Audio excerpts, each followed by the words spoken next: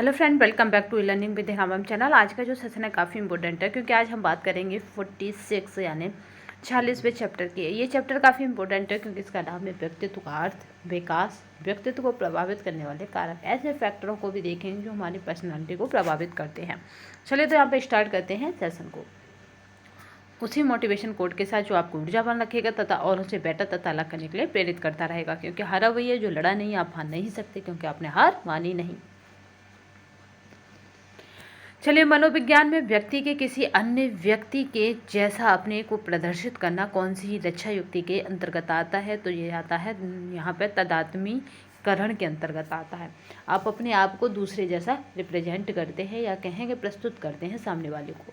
तो ये किसके, तो आपने देखा होगा कि जो अभिनेता होते हैं उनकी या नेताओं की युवावस्था में व्यक्ति नकल करते हैं, उसको ऐसे समझ लीजिए। या फिर हेयर स्टाइल इस तरह की करते हैं जैसे सामने वाले ने करी थी कभी। ऐसे व्यक्ति जो सीधे सीधे अपने क्रोध को अव्यक्त नहीं कर पाते हैं तो वो लंबकाय कहलाते हैं।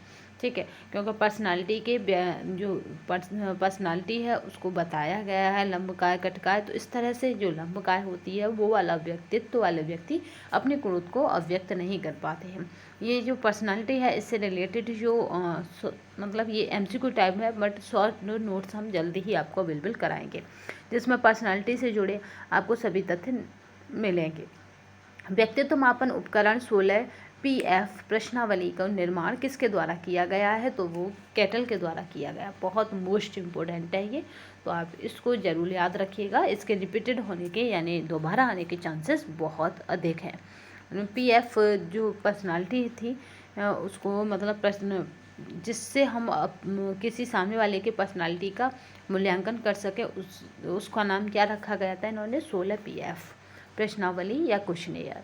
ठीक है, तो यहाँ पे किसने दिया है? तो कैटल ने दिया है। यहाँ पे यह एक स्व रिपोर्ट व्यक्तित्व परीक्षण है। कैटल के व्यक्तित्व कारक 16 व्यक्तित्व कारक प्रश्नावली में सम्मिलित है जिनका आज व्यापक रूप से शिक्षा कैरियर में परामर्श के लिए उपयोग किया जाता है।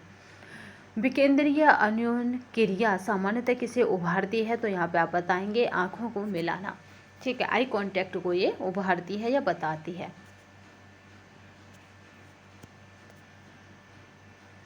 इसको आई कांटेक्ट भी कहते हैं, याद रखिएगा। और दूसरा इसका नाम है अनफोक्स्ड यहाँ पे इंटरेक्शन। ठीक है, तो ये इसी को उभारती है। विकेंद्रित अन्योन क्रिया सामान्यतः किसको? तो ये आंखों को मिलाने को उभारती है। नेक्स्ट देखते हैं किसने कहा व्यक्तित्व शब्द का मनोवैज्ञानिक प्रयोग में किसी दिए गए व्यक्ति के किसी दिए हुए समय पर सामाजिकरण के उत्पाद को यहाँ पे अविदिष्ट करने में किया जाता है। यह व्यक्ति द्वारा सामाजिकरण के माध्यम से प्राप्त समग्र से संबंधित है। तो ये होता है मैकाइवर ने। ठीक है, ये किसने दिया है? तो समग्र को किसने बताया है? तो मैकाइवर ने बताया है।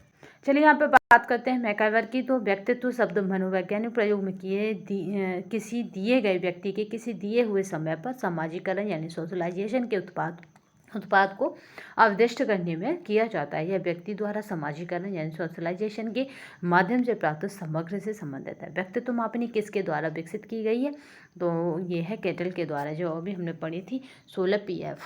चलिए नेक्स्ट देखते हैं। डॉट डॉट के मापन हेतु प्रक्षेपण विधि का प्रयोग किया जाता है। तो वो व्यक्तित्व के मापन हेतु प्रक्षेपण विधि का प्रयोग किया जाता है। ये भी मोस्ट इम्पोर्टेंट है। इसको क्या कहते हैं? तो प्रोजेक्टिव यहाँ पे टेक्निक्स कहते हैं। चलिए नेक्स्ट देखते हैं। व्यक्तित्व के गुणों के बिग 5 तत्व हैं। तो यहाँ पे जो बिग 5 तत्व रहेंगे वो कौन कौन से रहेंगे? तो पहला हो जाएगा न्यूरेटिसिज्म, और दूसरा जो हो जाएगा वो हो जाएगा अविष्ट वर्जन, और जो तीसरा हो जाएगा वो हो जाएगा एग्रीएबलनेस। तो इस तरह से जो राइट आंसर बनेगा वो बनेगा C। ये UGC नेट का, अगर आप UGC नेट में बैठना चाहते हैं इस साल तो आपके लिए इम्पोर्टेंट है, बट TGT PGT में मैं ये नहीं कहूँगी कि ये इम्पोर्टेंट है। ठीक है, तो बस आपको पता होना चाहिएगा बिग यहाँ पर बिग फाइबर तत्व कौन कौन से हैं। तो ये तीनों ही बिग फाइबर तत्व के अंतर्गत आते हैं, न्यूरोटिसिज्म और एस्ट्रोवर्जन। और आप इस तरह से इन्हें याद रख सकते हैं। यहाँ पे क्या है? टिसिज्म है, वर्जन है, और यहाँ पे एल्बम आप देखते हैं तो यहाँ पे एबलनेस है। तो इस तरह से यहाँ पे एग्रीएबलनेस है। तो इस तरह से आप इसे लॉन्ग टर्म तक याद रख सकते हैं। देखिए, खुला व्यक्तित्व, असमझ व्यक्तित्व, अनजान व्यक्तित्व और गुप्त व्यक्तित्व। तो ये यहाँ पे कुछ टाइप दे रखी हैं और इनको पूछा जा रहा है कि ये किस तरह के टाइप हैं।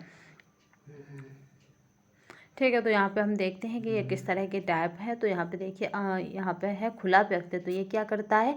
खुला व्यक्तित्व यहाँ पे ये व्यवहार, प्रवृत्ति, अनुभूति, ये सब जो आप स्वयं के बारे में जानते हैं वो दूसरे भी जानते हैं। यानी इस तरह का व्यक्तित्व होता है उसका कि जितना स्वयं उसके बारे में जानते हैं वो भी अपने बारे में उतना ही जानता है। असमझ व्यक्तित्व, इसका क्या होता है कि ये स्वयं के बारे में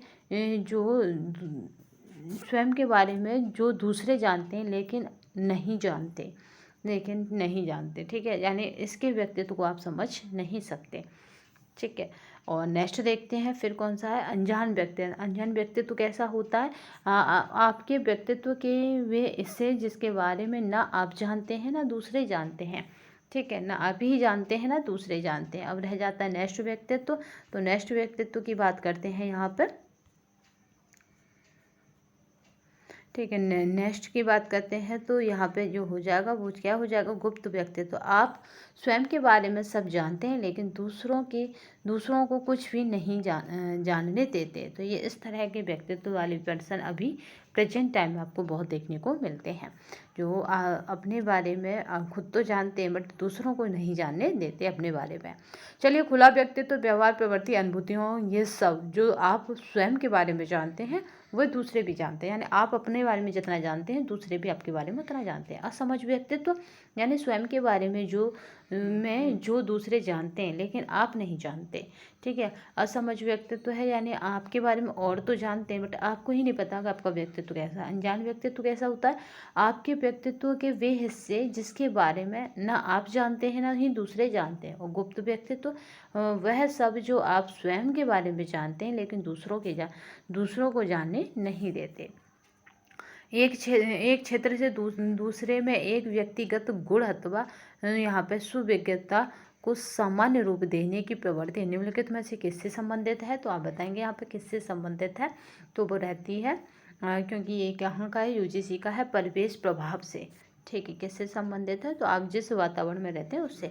बातचीत, तो बातचीत क्या है? अव्यक्त कौशल है। ठीक है, अभिव्यक्ति का कौशल है। और यहाँ पर बात करते हैं मार्सिया 1980 द्वारा संक्षेप में प्रस्तुत व्यक्तित्व प्रतिस्थितियाँ थीं। तो कौन कौन सी थी? तो संक्षेप में प्रस्तुत है ये। तो ये कौन सी है? व्यक्तित्व उपलब्धि है। दूसरा कौन सा है? यहाँ पे मोरेटोरियम यानी स्थगन है। और तीसरा जो है व्यक्तित्व उग्र समापन है। तो यहाँ पे जो राइट आंसर हो जाएगा वो हो जाएगा ए। मार्सिया 1980 में व्यक्तित्व प्रतिस्थितियाँ निम्न है। तो याद रखिएगा यहाँ पे व्यक्तित्व उपलब्धि, यहाँ पे मोरेटोरियम और व्यक्ति यहाँ पे अग्र समापन। व्यक्तित्व को प्रभावित करने वाले दो कारक हैं। तो यहाँ पे याद रखिएगा दो ही कारक हैं, दो फैक्टर इनको कहा जाता है। इनको काफ़ी डिटेल में एक वीडियो के माध्यम से आपको बता दिया जाएगा। वंशानुक्रम और वातावरण। कुछ मनोवैज्ञानिक कहते हैं कि बच्चे का जो व्यक्तित्व बनता है वो वंशानुक्रम पर आधारित होता है, जबकि कुछ मनोवैज्ञानिक कहते हैं कि बच्चा क्या बनेगा ये उसके वातावरण पर डिपेंड करता है। तो चलिए दोनों की ही आपको थ्योरी दिखाएंगे तथा दोनों की मान्यताओं को बहुत अच्छे से बताएंगे। जैविक व आनुवंशिक कारक कौन कौन से होते हैं? शारीरिक, रासायनिक, ग्रंथियों के आधार पर स्नायुमंडल। जबकि पर्यावरण कारक कौन से होते हैं? सामाजिक, सांस्कृतिक और आर्थिक। ये बच्चों के बनाने और बिगाड़ने में काफ़ी इंपोर्टेंट होते हैं। एंडोफार्मिक व्यक्तित्व होते हैं। तो ये किस तरह के व्यक्तित्व होते हैं? ठीक है, ये एंडोफार्मिक व्यक्तित्व किस तरह के होते हैं? तो ये छोटे और मोटे, यानी इनका कद भी कम होता है और इनकी मोटाई अधिक होती है कद के हिसाब से, तो इसलिए इनको एंडोफार्मिक व्यक्तित्व कहा जाता है। अगर बात की जाए मनोवैज्ञानिक युंग ने मनोवैज्ञानिक आधार पर व्यक्तित्व के 3 प्रकार बताए हैं, अंतर्मुखी, बहिर्मुखी और मध्यमुखी। ठीक है, याद रखिएगा 3 प्रकार के प्रकार बताए हैं, अंतर्मुखी, बहिर्मुखी और मध्यमुखी। आज इससे रिलेटेड आपको और एमसीक्यू टाइप क्वेश्चन करा दिए जाएंगे व्यक्तित्व से, केवल वो रिलेटेड होगी व्यक्तित्व की श्रृंखला से। व्यक्तित्व विकास की 8 अवस्थाओं की व्याख्या किस मनोवैज्ञानिक द्वारा की गई है? तो वो होता है एरिक्सन। ठीक है, एरिक्सन द्वारा व्यक्तित्व विकास की 8 अवस्थाओं की व्याख्या मनोवैज्ञानिक द्वारा की गई है। नेक्स्ट देखते हैं वो 8 अवस्थाएं कौन कौन सी हैं, तो यहाँ पे याद रखिएगा। शैशवावस्था, प्रारंभिक बाल अवस्था, खेल अवस्था, स्कूल अवस्था, किशोरावस्था, तरुण अवस्था, मध्य अवस्था और परिपक्वता की अवस्था। ये किसने दी है, ये अवस्थाओं के नाम किसने दिए हैं, अवस्थाएं तो सभी ने बताई हैं, बट इस तरह के नाम किसने दिए हैं तो याद रखिएगा एरिक्सन ने दिए हैं। उन्होंने खेल अवस्था स्पेशल कहा, स्कूल अवस्था स्पेशल कहा है। चलिए, 6 से 12 वर्ष की अवस्था में बालक के व्यक्तित्व पर सबसे अधिक प्रभाव पड़ता है, तो किसका पड़ता है, तो याद रखिएगा संगी साथियों का। जैसे ही उसको कंपनी मिलती है उसी तरह का उसका व्यक्तित्व हो जाता है, क्योंकि उसके अपने दोस्तों का प्रभाव सबसे अधिक पड़ता है। व्यक्तित्व को प्रभावित करने वाले शारीरिक कारक हैं, तो यहाँ पे उपयुक्त तो सभी होते हैं। संरचना और शारीरिक रसायन, नलिका विहीन ग्रंथियाँ, ये सभी व्यक्तित्व को प्रभावित करती हैं। ये सारे कारक जो हैं जो व्यक्तित्व को प्रभावित करते हैं। वंशानुक्रम का प्रभाव, जैविकी कारकों का प्रभाव, शारीरिक संरचना का प्रभाव, देही प्रवृत्तियों का प्रभाव, शारीरिक रसायन तत्वों का प्रभाव, नलिका विहीन ग्रंथियों का व्यक्तित्व पर प्रभाव। तो इस तरह से इतने सारे फैक्टर हैं जो कहीं ना कहीं रिलेट करते हैं हमारे व्यक्तित्व को प्रभावित करने में। व्यक्तित्व से तात्पर्य है उपयुक्त सभी से, यानी रुचियों, योग्यता और क्षमताओं का विशिष्ट संगठन, बाह्य शारीरिक रंग रूप और बोलने की इच्छा शक्ति। तो बोलने की अच्छी क्षमता, ठीक है, बोलने की अच्छी क्षमता, ये भी हमारे व्यक्तित्व को प्रभावित करती है। नेक्स्ट देखते हैं, यहाँ पर पर्सोना शब्द का क्या तात्पर्य है, तो यह है वेशभूषा से। पर्सोना शब्द का क्या तात्पर्य है, तो ये वेशभूषा से होता है। व्यक्तित्व शब्द अंग्रेजी भाषा के पर्सनालिटी शब्द से बना है, जो लैटिन भाषा के पर्सोना शब्द से बना है, जिसका अर्थ होता है मुखौटा या वेशभूषा, जैसे नाटक करते समय कलाकारों द्वारा पहना जाता है। इस शब्द का अर्थ को ध्यान में रखते हुए व्यक्तित्व को बाहरी वेशभूषा व दिखावे के आधार पर परिभाषित किया गया, किंतु वर्तमान समय में यह पर्याप्त नहीं है। ठीक है, अल्पोर्ट ने क्या कहा है कि व्यक्तित्व व्यक्ति के भीतर व मनोशारीरिक तंत्रों का गतिशील और गत्यात्मक संगठन है। ये किसने कहा है, तो अल्पोर्ट ने कहा है, क्योंकि हो सकता है ये डेफिनेशन आ जाए, तो याद रखिएगा व्यक्तित्व गत्यात्मक संगठन या गतिशील या गत्यात्मक संगठन है, अल्पोर्ट। तो इस तरह 3 बॉन्ड बना के से याद रख सकते हैं। व्यक्तित्व के उचित विकास के लिए बालक बालिकाएं संबंध किस प्रकार नियंत्रण होने चाहिए, तो यहाँ पे जो राइट आंसर है वो ना अधिक कठोर ना ही अधिक मुक्त होने चाहिए। सम माहौल उन्हें मिलना चाहिए, तभी उनका व्यक्तित्व पॉजिटिव बन सकता है। तो चलिए, आज हमने व्यक्तित्व से रिलेटेड कुछ क्वेश्चनों को देखा है तथा विकास एवं उसको प्रभावित करने वाले कारकों को देखा, जो हमारी यूथ कंपटीशन टाइम की चैप्टर कौन सी श्रृंखला थी, तो 46 थी।